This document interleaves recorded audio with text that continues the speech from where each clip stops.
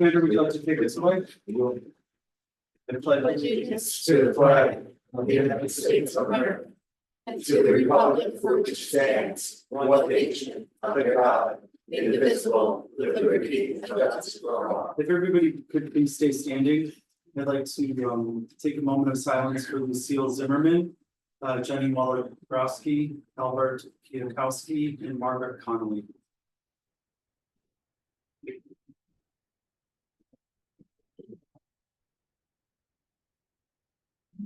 Thank you. Is there any public comment on the agenda only?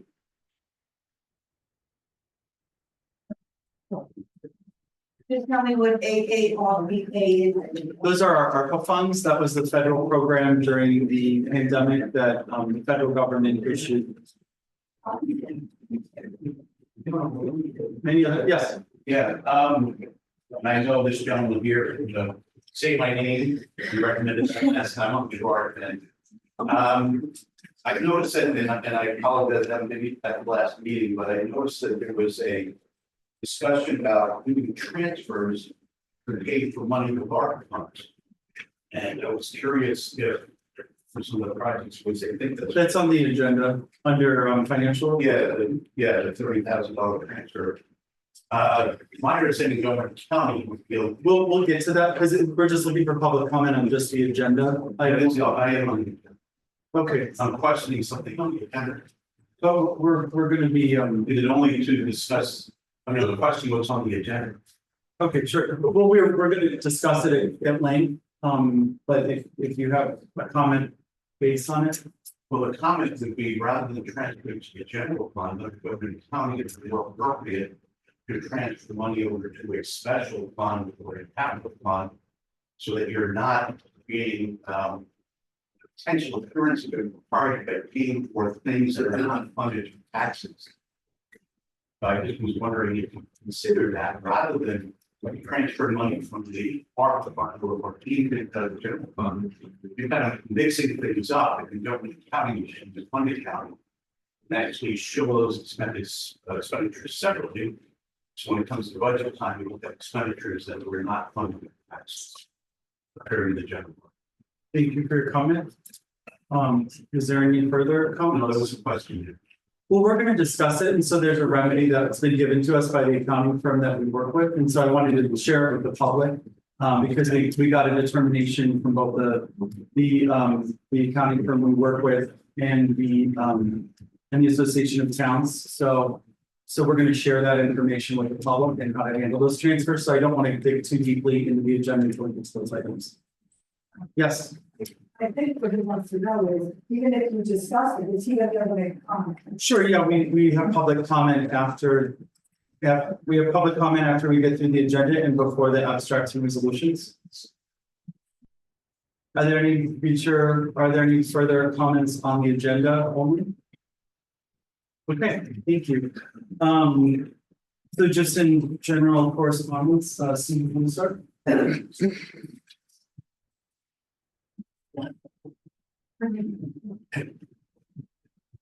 Buellton Fire Department. Actually, I think I should start with other correspondence. Excuse me for that. We got a resignation letter today from Catherine Sweeney, who has been the second deputy for many, many years. Dear Sue, this is to inform you that as of today, July 9th, 2024, I am resigning from my position of deputy town clerk. It has been a pleasure working with you and Alice. Sincerely, Catherine Sweeney. She did not go into any other further detail.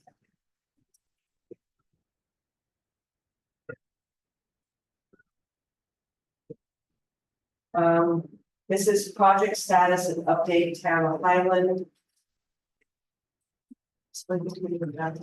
Sure, so just for the record, I wrote to Ed McAndrew, who is the Sullivan County Commissioner of Highways. And I asked for an update locally on the Toastburg Pond project. And so this is an update on the construction that he got back to us today. John, I apologize, I just realized I didn't respond to this email. Currently, work to install the on-site detour below the bridge is in progress.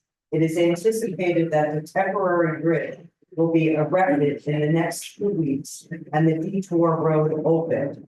Demolition of the existing bridge is anticipated to start by the end of July, followed by the August foundation work for the new bridge. In September, the construction of the new superstructure is anticipated to be started and completed by the end of October. The plan for November is to install the bridge and road railings and put down a course of pavement to allow use of the county road once again by December. Final paving, striping, and cleanup would be next spring. All work is contingent to weather and delivery of materials. Please let me know if you've had any questions and require additional information. Thank you. Let me just stop you 1 second. So if anybody has any further questions, they did drop off like a very detailed report. It's like, I think, a 76-page report. Sue has a copy of it in the office. So if you have any further questions or want to look at the plan in general and the timeline, you're more than welcome to check that out with Sue. Yeah, during my business hours. Don't come afterwards. Okay, Department of Transportation.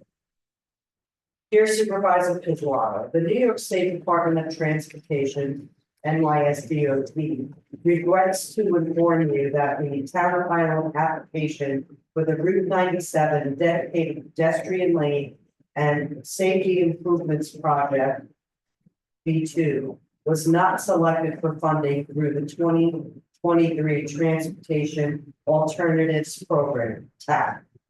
Congestion mitigation and air quality improvement programs, carbon reduction program solicitation. Projects were selected through a competitive scoring process and consideration of available funds. The application process was extremely competitive and included many meritorious projects. Requests for funding exceeded the available funds, and as a result, we were unable to fund all of the projects submitted for consideration. New York State DOT appreciates the effort put into your application and encourages your participation in future funding opportunities. Utilizing future federal funding, New York State DOT anticipates announcing another funding opportunity for the TAP CMAQ CRP program in the future. Department staff are available to review your application and provide recommendations regarding future funding submissions upon request.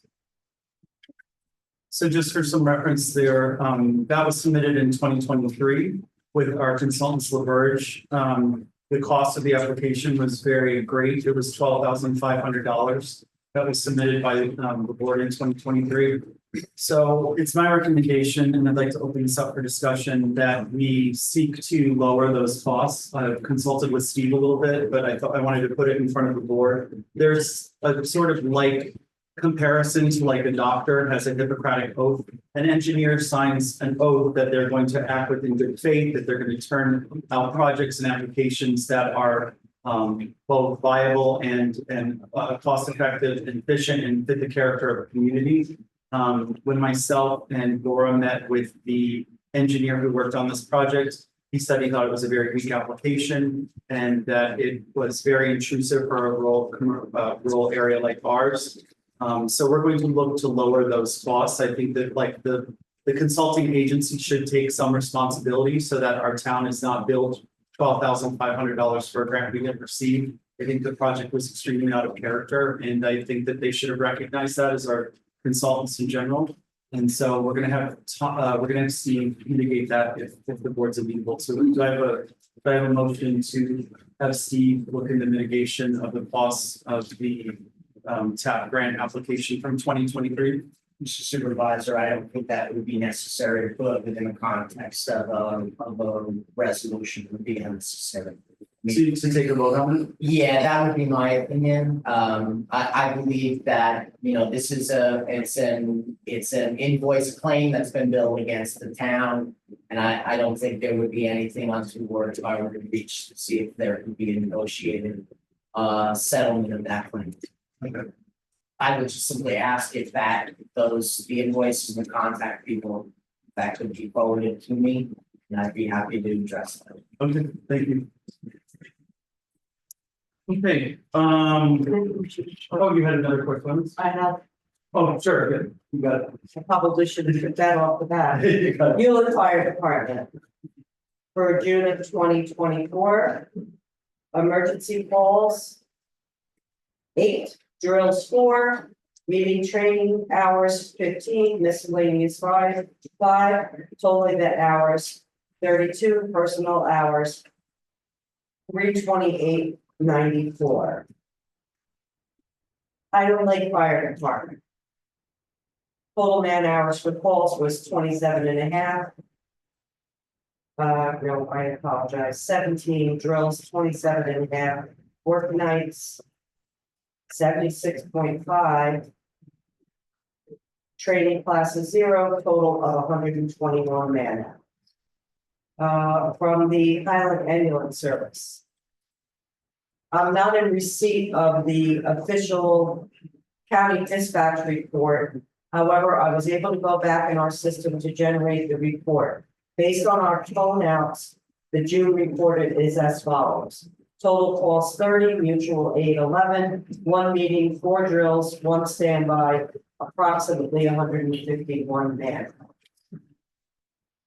I'm done. You're all set? Okay, thank you. I do have an announcement from our town historian. The annual commemoration of the Battle of Minisink will take place on July 23rd at 4 p.m. at the Minisink Battleground. The Minisink Battleground is managed by the Delaware Company. That's one of 2 projects that they manage for the county. They also manage Fort Delaware. But both John Conway and Deborah Conway will be part of the ceremony on July 20th. So if you can make it, it's again 4 p.m. at Minisink Battleground. Love to have you there and show up for our bit of history in our town. I wanted to give everybody just a brief recap on a couple situations that happened this past week. So as many of you know, there was a shooting in Berryville. There was a man who parked very sort of strangely at my business. I approached the gentleman, went to tap on his glass only to find that his window was down. He asked me if I had a gun. I told him I didn't have a gun. It was sort of back and forth where he just was trying to find out if I had a gun. He kept his hands in his lap and kept very nervously shifting his mirrors. It was a very awkward conversation. I asked him several times if he needed help. I think he identified me as a police officer. I asked him again if he needed anything and then asked him to move on. He didn't leave the area. I was concerned for my staff that were working in another building. And as I was on my way to town hall, I called the state troopers to come and check on the parked vehicle at my location. They responded to the call in great numbers. It was a really wonderful turnout and a very fast response to this by both the state troopers, the sheriff's department, and other state agencies, as well as our local ambulance service and fire service in different aspects assisted with the call. It ended up being like a minor car chase. They just reviewed the tapes again with a couple news sources. They just drove around in circles, basically around my building and then Il Castello. And he made advances towards the police officers. They asked him to come out of his vehicle. He continued to make advances towards the officers and was eventually shot in the arm as a deterrent to get him to stop his advances. He was flown via helicopter to the hospital to be treated. He's in stable condition and I believe being booked on charges and will then, I believe, either go to some sort of psychiatric situation or police situation. A lot of the details are very fuzzy still. We don't know how he came into our community. We don't see any ties to the community. We've received reports from other news sources in Maine that he was called in as a missing persons on the 1st of July. And they didn't know where he was. They reported him as a danger to himself and to other people. So I guess in all of this, I'm saying if you see something, say something. If you see somebody that doesn't belong in our community, if there's any imminent threats, please call 911. Please alert local law enforcement. But this time of year, we have all kinds of visitors, and some may have bad intentions or have, sight problems, any number of things. We know our community, we know who belongs here on a regular basis, and just please be vigilant and keep your eyes and ears open. We really appreciate it. Also this weekend, there was a drowning incident. There was, I don't know the age of the individual, but 38 years old. Thank you. He was boating with some friends. He fell out of the boat. They started at Shohola Falls, and the boat kept going. His friends lost track of him. They called 911, and it bounced to Pike County. So Pike County first responded. They called Shohola. Shohola called Lumberland and Highland Lake dive teams. And so they set up under the bridge and started their pursuit there to try to find him. Port Jervis and Sparrowbush came from Jerry's and up. They spotted their friends. They pulled them into the side, and they were able to recover the body, but he was pronounced dead on site. So he didn't make it. So if everybody could just please be vigilant. If you see anybody without a life jacket, if you see anybody that's inexperienced, please say something. We're going to send a reminder to all delivery services too for safety announcements, just to make sure they go through those procedures. I went down the river myself rafting this weekend with some family, and I was very happy to see at the Zane Grey Museum, they had volunteers from the National Park Service out giving extra safety advice to people. So if you see anybody, citizens arrest, make them put on a safety jacket, or just in general, just please encourage safety amongst your family and friends and neighbors, please.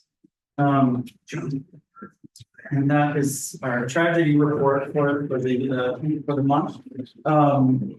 Our financial report, everything looks very good. We've been very aggressive with our investment account. So we've transferred the majority of funds, aside from working capital, into our New York Class account. So just this year, we've accrued $70,529,000.98 in high yield interest, which is very exciting. We have $460,044.26 in Jet Bank. And in our New York Class accounts, we have $3,442,495.16 in our New York Class account.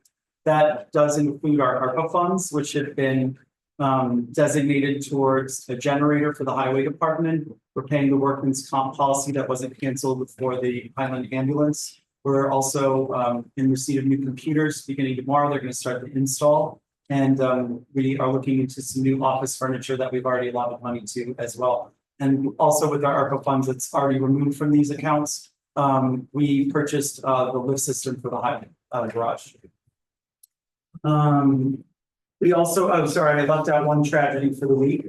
On Friday, our bookkeeper received an email that was misrepresented as Lori King, our assessor. It was another cybercrime. My first paycheck had the same fate, but basically the perpetrator said, hey, we'd like to change, the posing as Lori King, they said, we would like to change our banking information. Here's my new bank account update. Thank you, Lori, see you soon, blah, blah, blah. So Terry changed the banking account information, paid out to that account. And She do that. well, can I finish, please? Thank you. Can I finish? And then you can ask questions if you have questions. But she paid out that amount. We do have insurance via NYMER, so it is filed as a claim. It's been reported to the Sullivan County Sheriff's Department and their cyber division. And our NYMER insurance on our cyber claims was not valid when my incident happened in January. The same thing happened, but somebody sent a PDF and it was actually an email hack, and that was happening all over Sullivan counties. So they were able to identify it very easily because we had to switch out my security, whatever. But in this case, it was just a phony email address. So we're going to look to reinstate a new policy if anybody makes any sort of electronic transfer of financial information. We're going to, moving forward, make sure that it's done in person, that the individual is there to sign the updated financial information. And we're going to put this new policy in place effectively immediately. so that there's no further scams, but everybody please be aware, I'm sure your phones are ringing off the hook with potential scams, people asking for your social security numbers and other banking information. Please don't do it if it feels fishy, hang up, block the number, report it to said law enforcement, so please look out for that. Did you have something to? I just want to know why the bookkeeper didn't follow the current policy to change direct deposit or dispersal information we have to present with the canceled check and the signed copy of the direct deposit form. She wouldn't make any changes to my direct deposit until I provided her with that. So I don't think it's not a new policy. It's been in place since I was elected. And then when I changed my account, so I just would be curious to. Do you have a copy? So I've never seen this I can policy. send you the form that she sent me when I asked about changing my account, so Is it, it's her form. have any of the new council members seen any of our like town policies in one place? Like have we been given any sort of handbooks that? I have gone on to the state's website and downloaded all the local laws, reading through them. Nothing past the personnel handbook. Councilperson Haas, do you think that you could provide everybody on the board with a copy of the policies? I don't have a full copy of the policies, but for this specific incident, to change a direct deposit, she has a form that she created for her office, so. That would be her process, so I'm not understanding why that wasn't followed and the change was made without, someone doesn't have to come in and provide them with that information on the signed form. So I just, that's my question, why did you just change it without having the documentation that she's requested on multiple occasions previously to do so? Again, we don't have a copy of any of those town policies, so When you guys signed up for direct deposit, did you sign off on a form that had your check number? Well, then that's a huge issue because then it's universally not being followed. I can send you the form that she sent me. That I had to complete both times. yeah, I would like our entire town, all the taxpayers, everybody that's involved in town hall, everybody in general to receive a copy of whatever policies and procedures are in place, because we have not been made aware of any of those policies. I mean, I think like Belgora has done the footwork.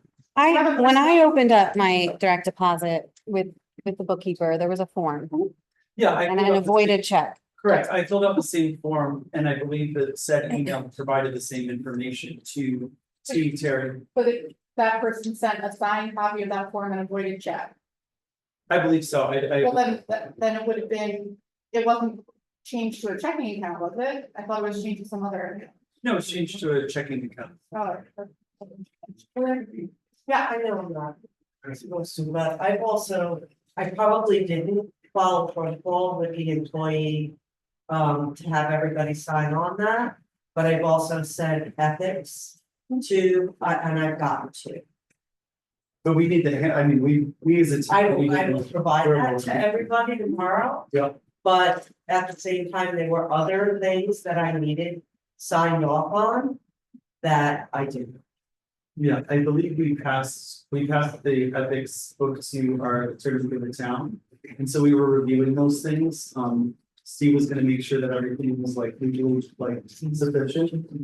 Yeah, definitely. Like he was given that was like one of the first documents to review, but we just as a board, as a new group of people working for the town, we should all be on the same page and know what the rules are, so we know if we're complying or not. That we really appreciate it. I don't know if it actually says that for the bookkeepers. That's a procedure policy. Okay, great. Well, so let's review it and then we can all be on the same page to avoid any future crimes. So. Am I gonna get an answer to the question of that, whether that form was submitted or not, or? It wasn't me who handled the change, so you're more than welcome to contact Terry at any time. Her door's always open. Yeah, so please do that. She'd love to hear from you. Highway Department, Joe, do you have an update for us? This is for June election meeting, Can you speak up, Joe, so I can hear you? all right, we've had a lot I'm of sorry. thunderstorms, tree cleanup. Did T and Ellen, prepping Devlin Road. June level for the paved Devlin Road and shoulder it. We've also paved Crawford Road. Finished up the roadside mowing.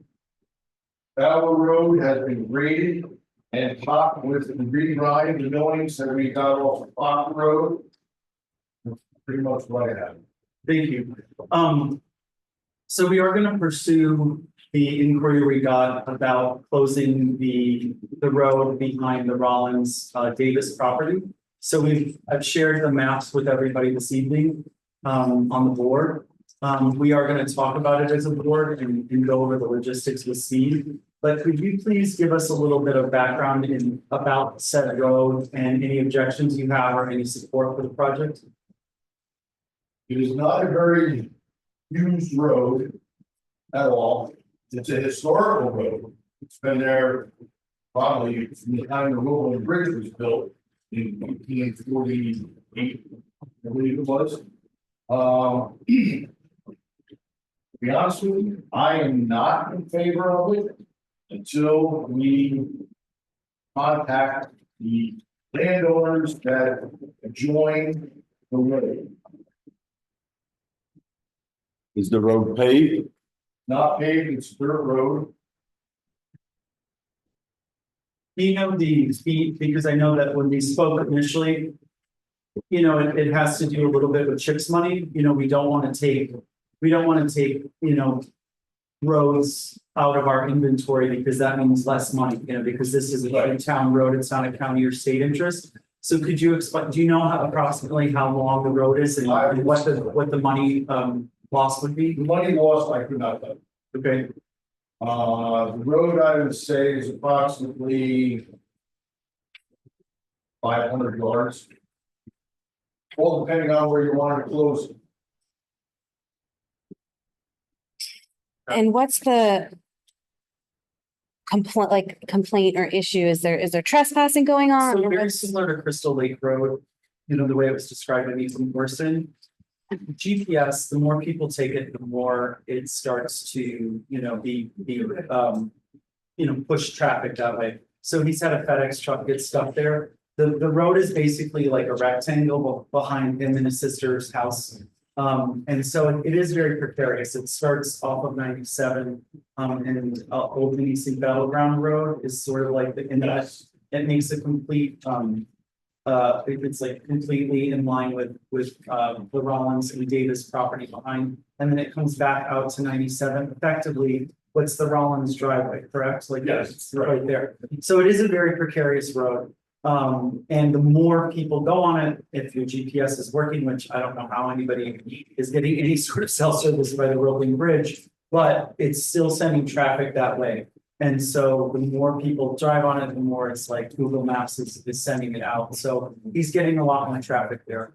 But it is bordered by York Lake Estates, the start of that property, as well as another property and another member of our highway department's property, the Neves property is also there. So we do need to reach out to all three adjoining property owners to make sure that everybody is interested in it. And I would like to get like a determinate figure for how much money we would lose. I know it's a little bit arbitrary, but I don't think we want to lose any town roads at this point because we want to get as much paving money as possible. So I think we just have to weigh all of those things. And then Steve, can you let us know, do you have any idea of any sort of process involved? Well, the question is what the board is intending to do. I mean, if the board is intending to convert a public road into a private road, I think that's problematic for a number of reasons. First of all, ordinary process would be the reverse,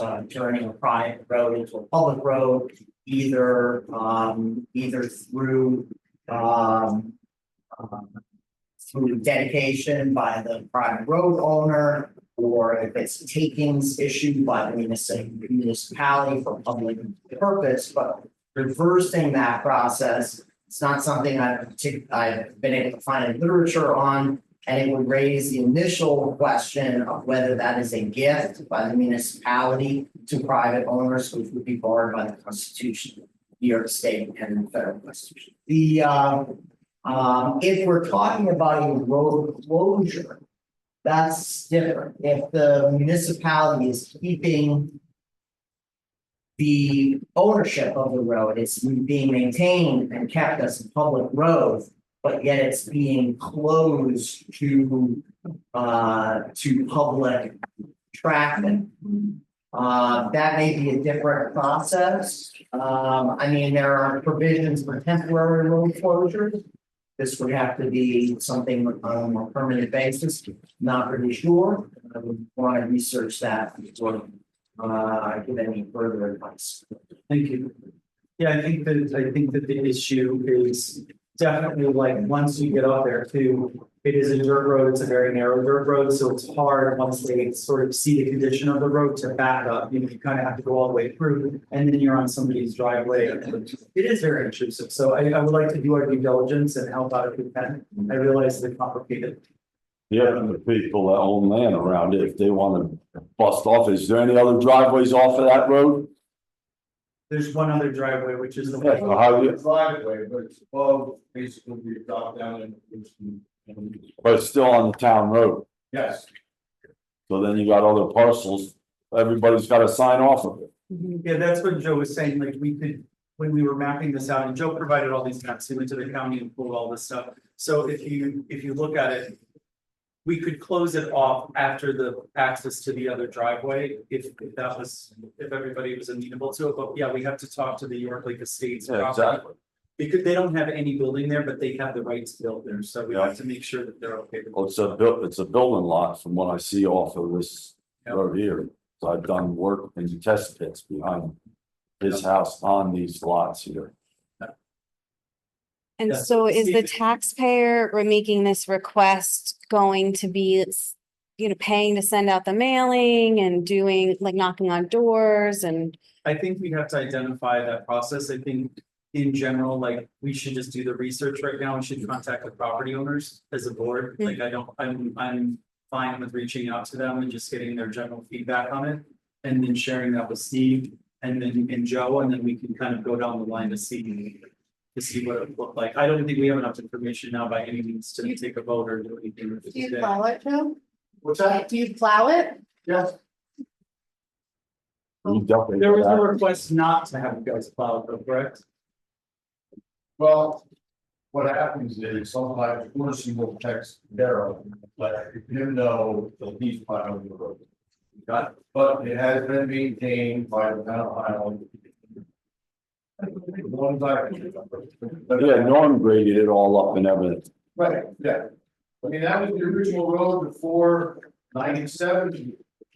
97 was a canal, right? Yes, yeah. And before County Road 168 went up the valley.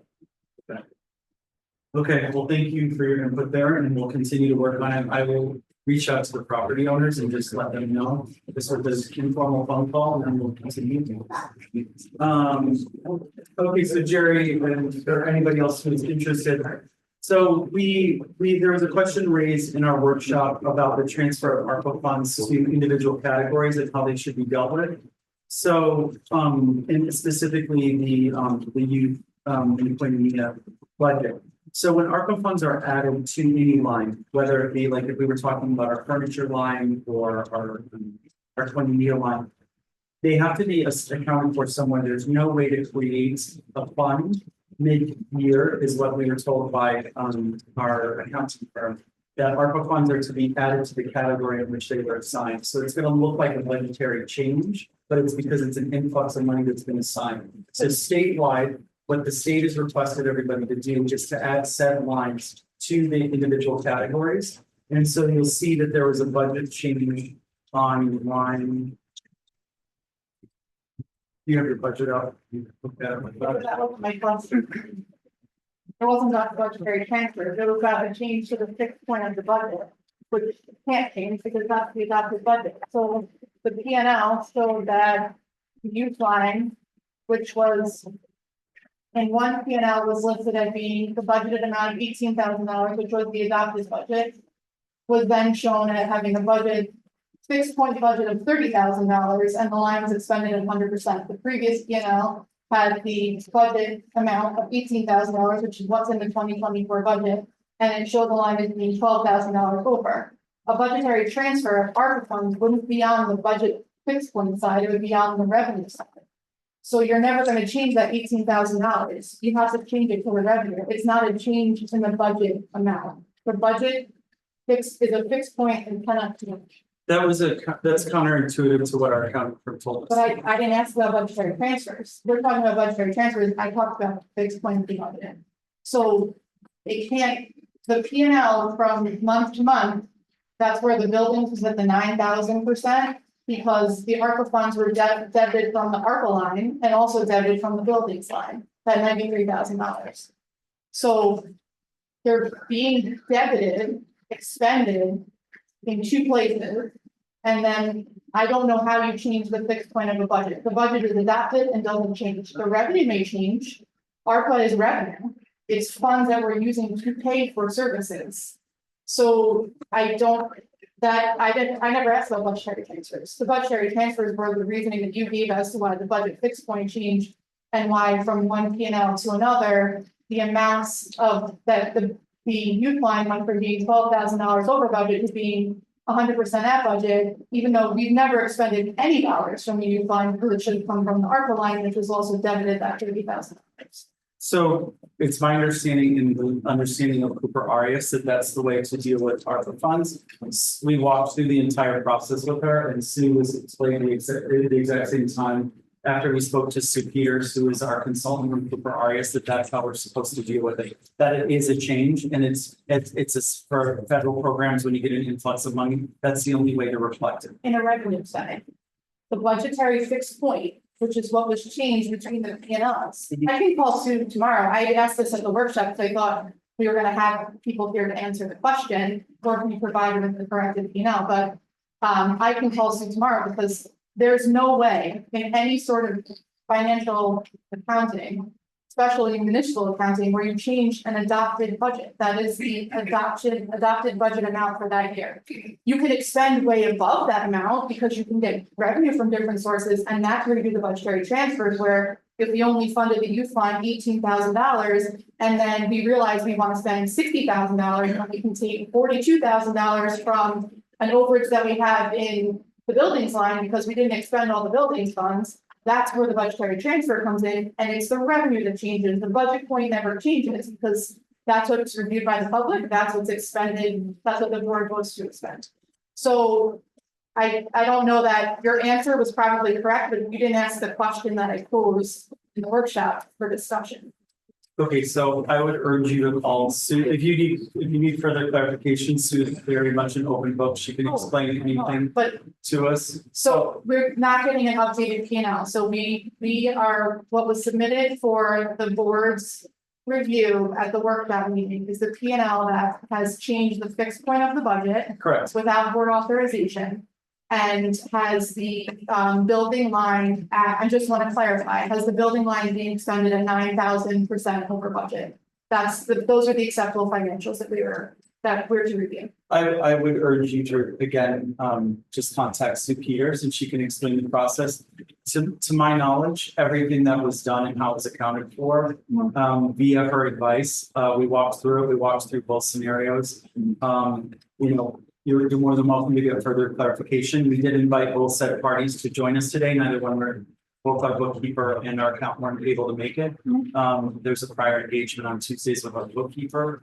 And our accountant wasn't able to make it, but I urge you to give her a call. I think that this is an extraordinary circumstance. There was a global pandemic and towns and municipalities were afforded a large amount of money. And I think that this is how these revenue to be accounted for. But again, if you need further clarification. It didn't change general municipal law, it changed the way that it provided an alternative revenue stream. It doesn't change general municipal law and budgeting and financial accounting. Thank you for your input.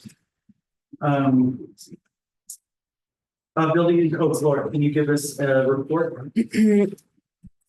Yeah. The board was supplied with an updated report for permits and current activities in the code office. We ran the report to give you more information this time in terms of types of permits, the total amounts collected, the monthly counts, and as well as locations, SBL numbers, for with a breakdown for things like accessory building, electrical, additions, alterations, new roofs. So that's a multi-page report. The board's request for a list of open violations was emailed today, because it was a 21-page document. I see you got that printed. We are working with our code enforcement officers and clerk to go into the service and close out and update any violations. Some are from years prior, 2021, 2022, that have been completed and remedied. And those will be, I think he's beginning to work on those tomorrow. So the next report will be more accurate, but that is what's in our system currently today. We also are working on looking into the applications for planning and zoning to further clarify when an applicant needs to go to planning board or zoning board. We're looking to reduce the amount of meetings an applicant has to go to. So we're starting to draft and make those digital as well, so you can download the application, type it, and submit it online. We're going to be using Google Drive as well, so that large file maps can be uploaded and shared and looked at by the public more advanced in more advance of a meeting. And we're also looking into a modern fee structure for some of our permits, some of the things that we like building a pool, what it costs, to align with the county. Those haven't been looked at in a little while. And so there's a lot going on in the code office. And the next meeting will reflect a more updated violation report. Well, thank you. And I just want, if you guys haven't introduced yourself to her, Colleen Hoffman, who is our code clerk, is doing a fantastic job. She's burning the midnight oil, trying to get the office set, try to close out these old violations, trying to update fees, arrange for fire inspections. So if you ever have questions, she's in there from 8 to 1 daily. She also happens to work at the library. So if you check out books, you can also talk to her. I think they keep it to just books over there and code questions over here. And just to give everyone a sense of the timeline, application fee structures, all of that will be submitted in advance to every board member, so they have time to review, make additions, add things. We'd like to also, get everybody's input, and will be formally presented before any changes are made. So how long does it take to put a violation in a stop work order? It's been done 2 or 3 times on contractors, and these are some of these are 2022. They go back to 2021, I think. Yeah, I ran the Yeah, report 22. for So- 2020 So to present day. the town's like 5 miles wide. I mean, how long does it take to put a stop work order on these jobs? I think it's in the IPS system, so we just began like actively using the IPS system like thoroughly with all of its functions, and so before we would just. So how long do you think it's gonna take to clean up these 10 violations in this town? Well, it really depends. Historically, it's been a very tough problem to But they Enforced. still I've run. talked to past planning board members, past town board members. I've been trying to figure out, why is enforcement so difficult in the town? And like, these are open questions we're asking. How do we get this completely cleaned up? I'd love to see that box of violations go away. I'd like to see action. I'm right there with you. I mean, right now, we're gonna sign the abstracts for Fusco Engineering, so all you people know, it's like 50-some $100, and it's been going on for 7 months. We asked to get some of this stuff cleaned up, and now we're paying 50-some $100 for Fusco Engineering. That's a firm that has plenty of code enforcement officers, and nothing's getting done. It's basically just our recording system. There's violations in there that predate I mean, some of these some violations, predate Fusco all together. Yep. yeah, but some of these violations have, they've given them, like unbelievable leeway and stuff. Because typically the process would be that after a certain point, the code office would notify the board and the board would pursue litigation. Either, and if the properties did not remedy their code violations, like there's 2 in there when I was reading it over today. That should be, there's at least 4 that should be in court currently. Because we've been dealing with them in enforcement since they were issued. But I don't know why they had, the previous code enforcement team would notify the board of any issues requiring the board to go into litigation. We would review, discuss with Fusco and code enforcement officials, and then we would have a motion to go into litigation, and then the town attorney we would also make a motion to pay the town attorney separately because it is litigation, and then they would pursue the remedy to the violations. Sometimes it was just, they would go to court, the court would give them another 30 days, they could show that they made progress, and then you move on. There's one gentleman that every time they serve them, he threatens to shoot everybody, so Yep. that's why that enforcement issue is so significant, but we did have a sheriff assist us. It's just, it should be, and he's back to having more animals than he previously had. Sure. So how are we handling this, Steve? So it's an Code on, enforcement in general, from a legal standpoint, is problematic. And it's problematic from a number of different standpoints. One is, a lot of it has to do with simply the manner in which code enforcement is ordinarily prosecuted. So you start off with the code enforcement officer getting either a notice to remedy or something less, some other informal process prior to issuing an actual violation. That can go on for a long time. And I'm not necessarily, I mean, different people may have different perspectives on this, but I think that it's not necessarily a bad thing for code enforcement to attempt to work with someone to remedy the situation rather than just seek to prosecute them. Some people have their code enforcement is full of people with who are elderly, who have mental illness. There's all sorts of people that may have fallen behind the care of their property for financial reasons, etc. So then when it moves, it really can go in 2 different routes. At that point, you could seek enforcement through the justice court. The problem in seeking enforcement through the justice court is the same one that you have in prosecution of all criminal matters, because it's for the purposes of New York state law, it's a misdemeanor. So they have to be served properly, they have to be brought in. And that process can go on for a long time as well, because once again, the effort is often to bring somebody into compliance rather than just assess fines.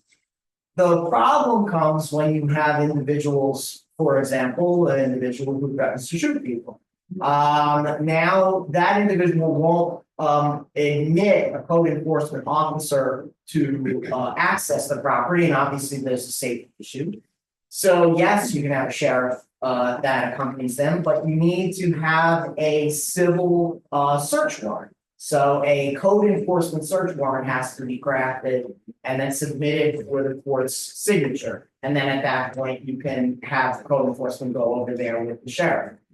The problem, the end problem is that the most that the justice court can do is assess fines.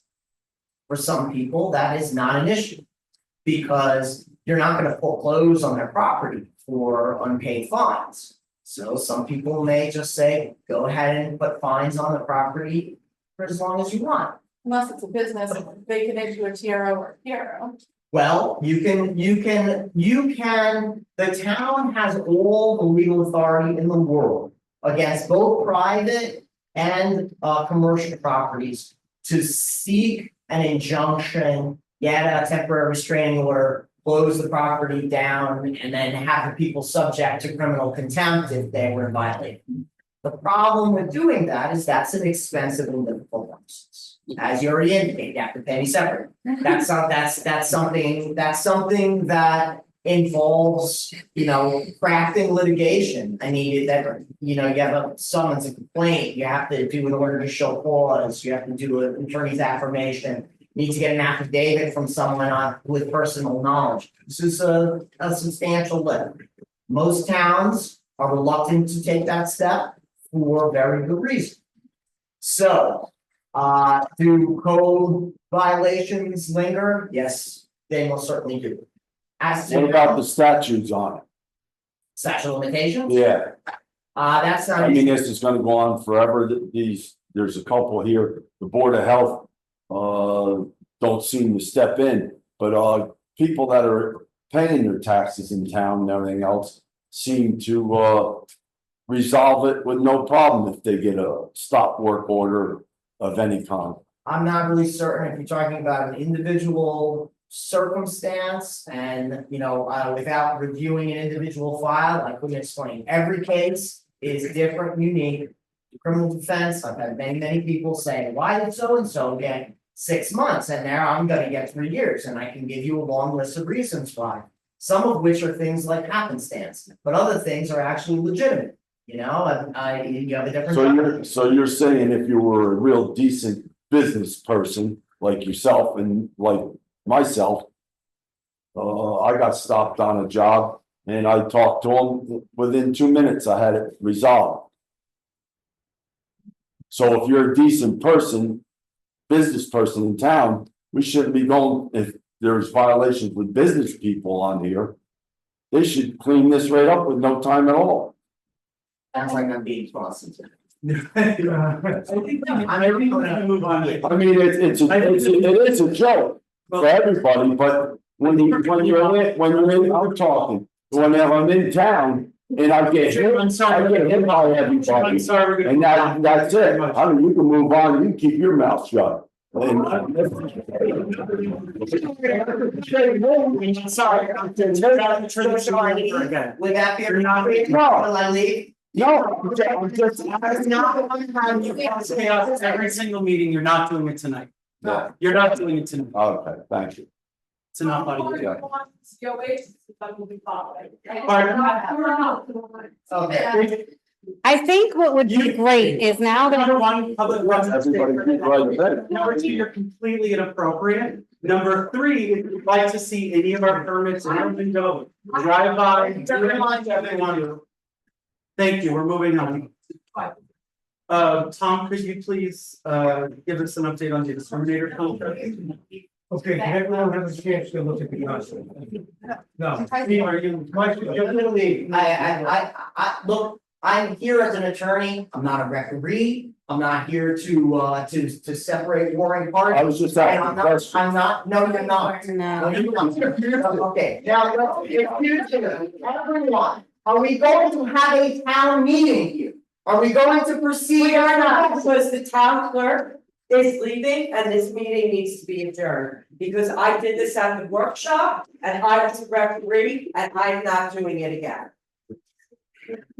If anybody else would like to take a minute, I'm gonna record the rest of the meeting and we'll get. I am. There's no public comment moving forward, thank you. Why not? Because we're saving the public comment for the end, we're gonna get to the business of the town, and then we'll open up the floor. I am embarrassing myself by leaving my job, but I cannot do this again. Thanks, Jim. Okay. Thank you, sir. Yeah, right. Okay, so can we please continue? Can you please tell us about the exterminator contracts, please? I believe everyone just received the proposals for the exterminator for the town. So we need a time to review them. So let's table this till next workshop. And then we'll have a discussion with it at that time, and then the next meeting we'll vote on it. To be clear, you submitted how many proposals? There's 3 proposals, but please look closely at them. The last proposal from that Smitty's pest control. He just provided a quote for rodents, which is our biggest issue. Okay, And so I was hoping to save some money there. What are the Let's other- take a look and see. What are the names of the other two businesses, just for us? to- Superior Pest Control. And Earl, Ehrlich, yeah. right? Thank you. Okay, so if everybody on the board could continue and review those proposals, we must. I have one more thing to report on the building improvements over the month of June. I had Olson Mechanical came out and they cleaned and serviced the mini split units at the community center as well as the courthouse, so they're up to date. And then Joe Barnes and the highway crew, they trimmed the bushes, they mulched the gardens, and they cleaned the gutters at the community center. They did a great job, and I thank them for that. I Thank you appreciate very it. much, guys. And that's all I have to report this. Thank you. Thank you. And we've received several phone calls about a new business in town. It is a new type of business for the state of New York. Puffs and Petals received a violation, so if anybody is interested, if you're gonna continue to call those in. We are dealing with new laws when it comes to dispensaries in New York State, so it is a moving target, so to speak. Laura, They just issued a violation. There's a court date set for July 24th. Supervisor, I did send you Oh, an okay. email, and I do not have a conflict of interest with regard to this application. Yeah. Proceed, thank you. So there's a court date set for July 27th at 4 p.m. If anybody would like to attend, I know there's been a lot of phone calls and public interest in said business. So just know that we are dealing with it, and we've been in contact with both the landlords, the business owners, and the code enforcement, and so we're trying to do our best. So I would just like to apologize to everyone. This is my job. I understand that. I work for you as taxpayers. And I needed to separate myself for a moment, and I do apologize. Thank you. Thank you.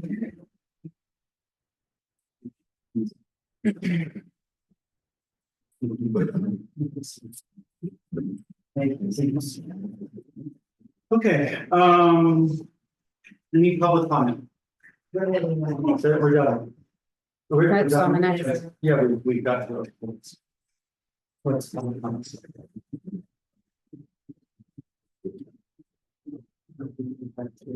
You got it. Any public comment? Yes.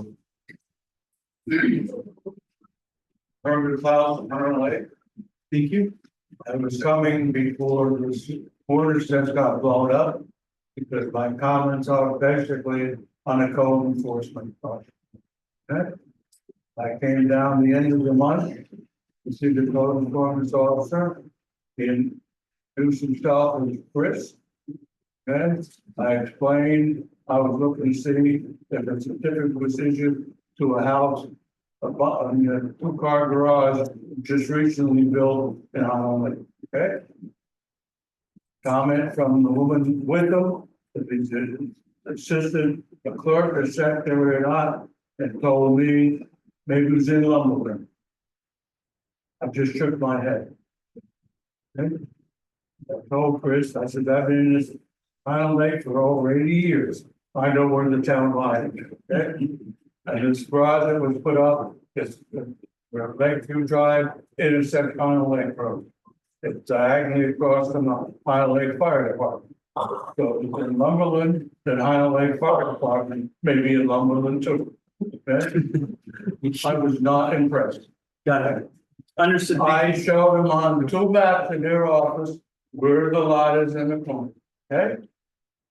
And within 5 or 10 minutes, I should be able to show a permit, okay? He was gonna call me to find out. I said, I don't need a call, okay? My intention was to kick him in the butt, okay? Because I don't feel they're doing their job, okay?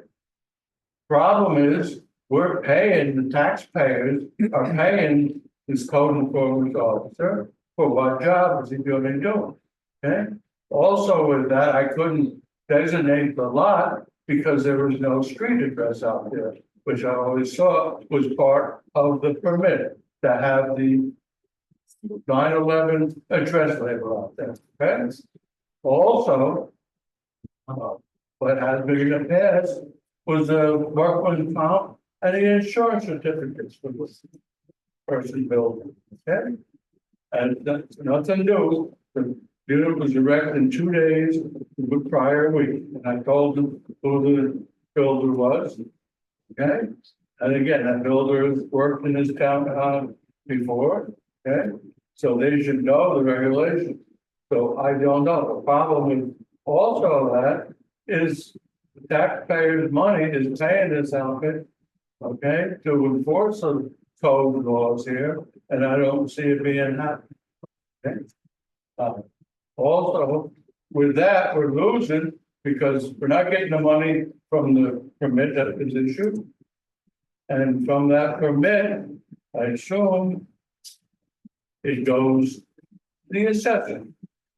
So that piece of property will be reassessed with the building on it. Okay?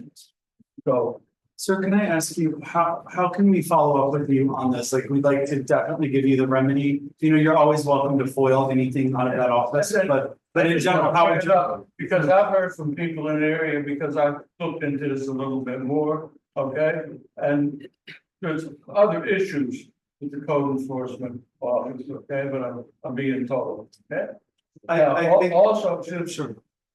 it said, Chris, while you're checking into this, the top of Pond Lake Road, there's an older house there that's been vacant for years.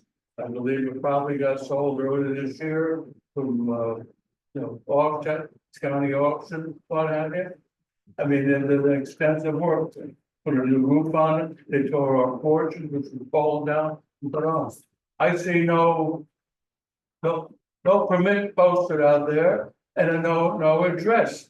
Okay, there's a post for the mailbox for the adjacent property, which I believe is 45, so this is probably 43. But that's it, but again, there's another one, I mean, they're within a mile of one another.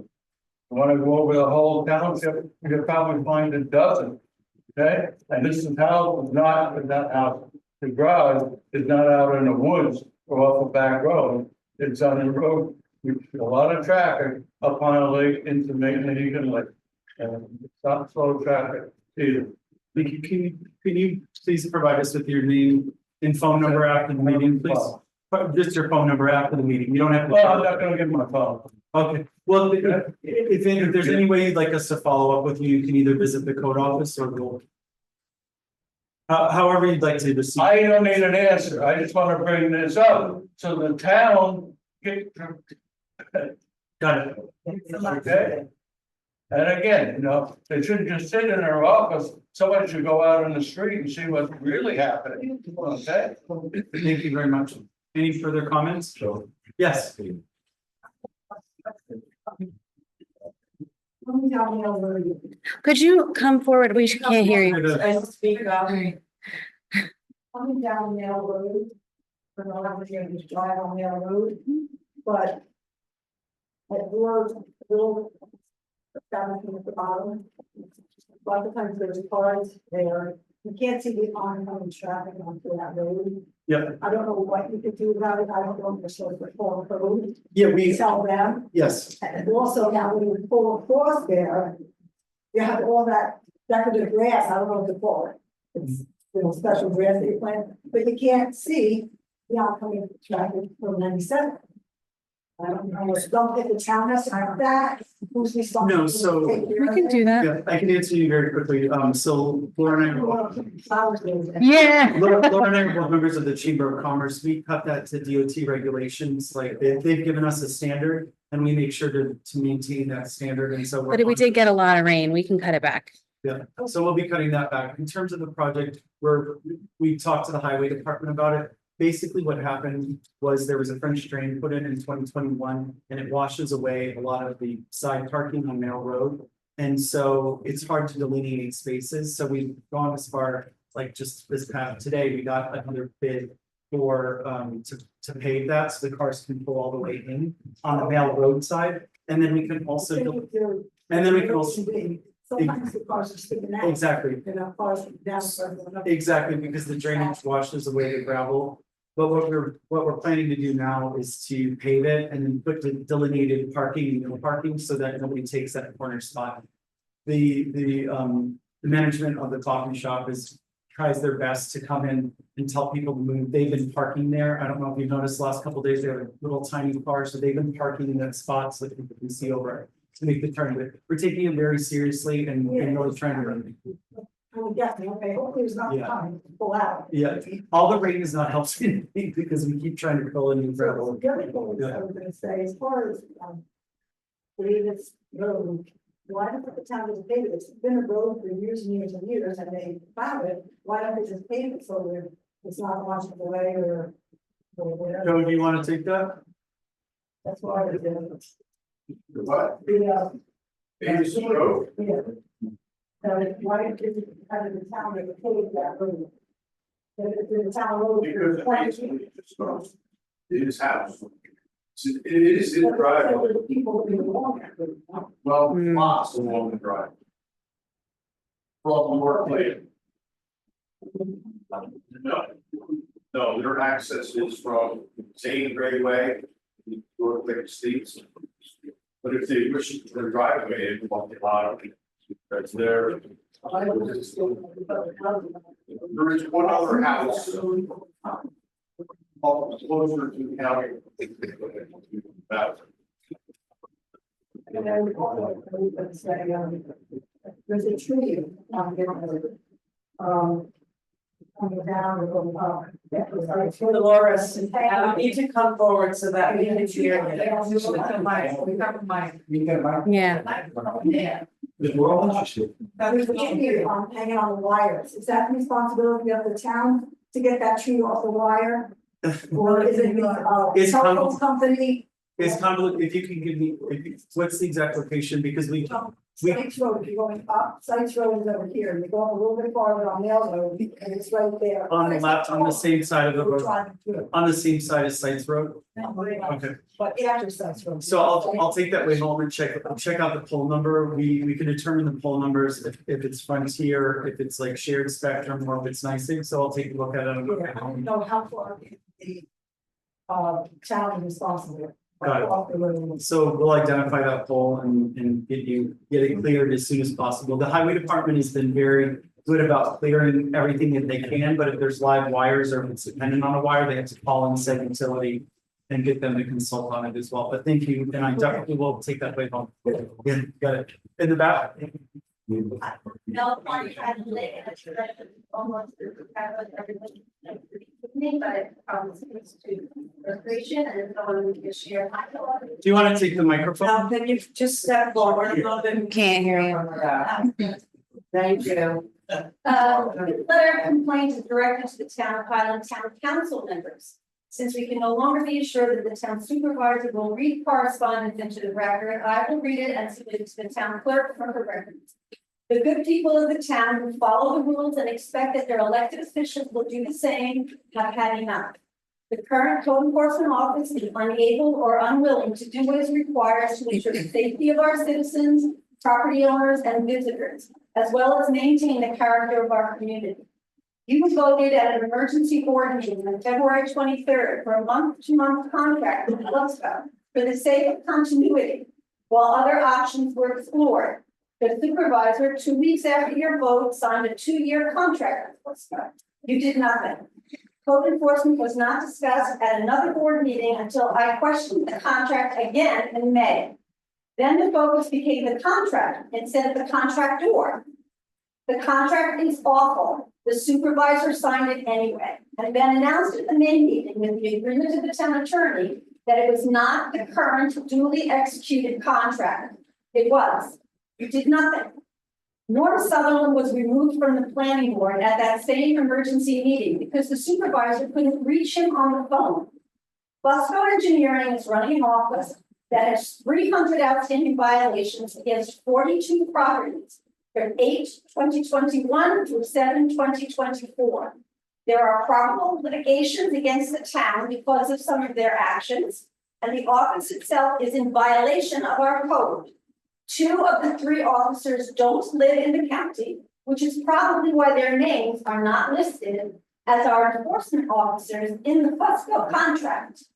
They are being paid $5,800 a month for 18 hours per week.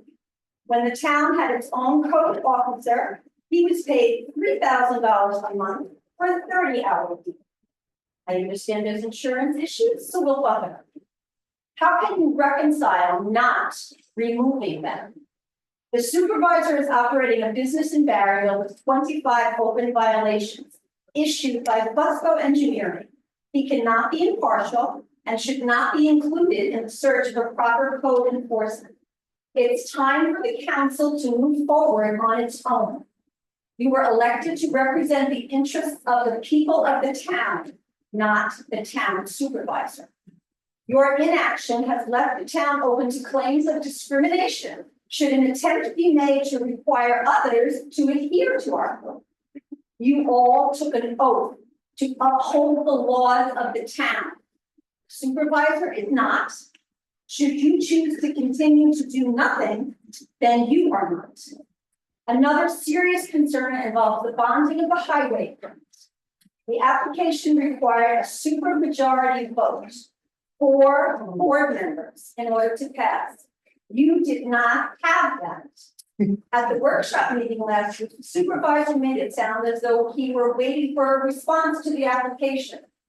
Yet the application was submitted without a supermajority vote. I believe that constitutes fraud. Do something. Thank you for your comments. Any further comments? Are there any further public comments?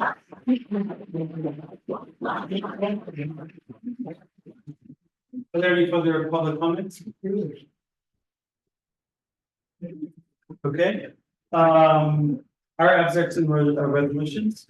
Do I have a motion to approve all? Do I have a motion to, we are there skipping the motion for exterminating services? Do I have a motion to pay highway abstract number 6 through 2024, claims 68 to 62, in the amount of $18,249.50? Do I have a motion? I make a motion. Do I have a second? I'll second that. Laura, all in favor? Aye. Aye. All opposed? No. Any abstentions? So moved. Do I have a motion to pay general abstract number 6 through 2024, claim 162 to 187 in the amount of $24,000, 645 cents. In addition, we had a last minute voucher submitted by our cleaning service. For Michael Teal, Do Right Clean for the amount of $750 additional to this claim. So if we could add that in, this came in after we completed the agenda and the abstracts and resolutions. So do I have a motion to pay the claims listed in addition to the Do Right Clean? I'll make that motion. It'll bring it up to 25,395.45. Okay, do I have a second? I'll second. Okay, all in favor? Aye. All opposed? No. Any extensions? So moved. Do I have a motion to pay Aldred Streetlights number 6-2024, claim number 6 in the amount of $135.87? Do I have a motion? I make a motion. Second. Okay, all in favor? Aye. Aye. All opposed? Any extensions? So moved. And that's it. Thank you, ladies and gentlemen. Motion to adjourn. Yes, thank you, ladies and gentlemen, for attending our meeting this evening. We have some wonderful refreshments prepared by Paul Campbell and friends and Margie Bernice. So thank you so much for attending. Have a wonderful night. Do I have a motion to attend the meeting? I'll make that. I'll Okay, second. So moved. Have a good night, everybody. I